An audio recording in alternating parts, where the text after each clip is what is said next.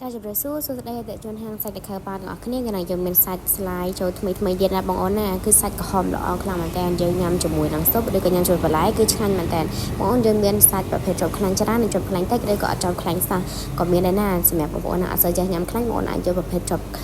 ខ្លាញ់តិចឬក៏សាច់សុទ្ធក៏បានដែរហើយមិនត្រឹមតែប៉ុណ្ណោះទេយើងមានសាច់ប្រភេទសាច់ steak បងអូនសាច់ steak បងអូនចង់យកធ្វើ steak ឬក៏យកទៅហាន់ធ្វើជា barbecue ញ៉ាំមួយបន្លែក៏ឆ្ងាញ់ដែរបងអូនហើយសម្រាប់សាច់ណាសាច់ខៅប៉ាងនោះគឺជាសាច់ប្រភេទផលិតនៅក្នុងស្រុកគឺយើងចិញ្ចឹមគោដោយកសិដ្ឋានផ្ទាល់អត់មាននាំចូលពីកន្លែងណាមួយឬក៏ប្រទេសជិតខាងណាទេគឺយើងផលិតឬក៏ធ្វើកែច្នៃដោយខ្លួនឯងគឺចិញ្ចឹមគោផ្ទាល់ដោយខ្លួនឯងបងអូនចឹងបងអូនមិនខ្លាចប៉ះពាល់ដល់សុខភាពឬក៏មានសារធាតុគីមីឬសារធាតុរក្សាទុកទេសាច់របស់យើងគឺស្រស់ចូលជារៀងរាល់ថ្ងៃបងអូនប្រភេទគោដែលខ្ញុំបង្ហាញបងប្អូននេះគឺជាប្រភេទគោ Wagyu បងអូនមិនថាទាំងសាច់ស្លាយឬក៏សាច់ដែលហាន់ជាដុំកាប់ជាដុំយកសម្រាប់បងអូនធ្វើ steak ទេគឺគោ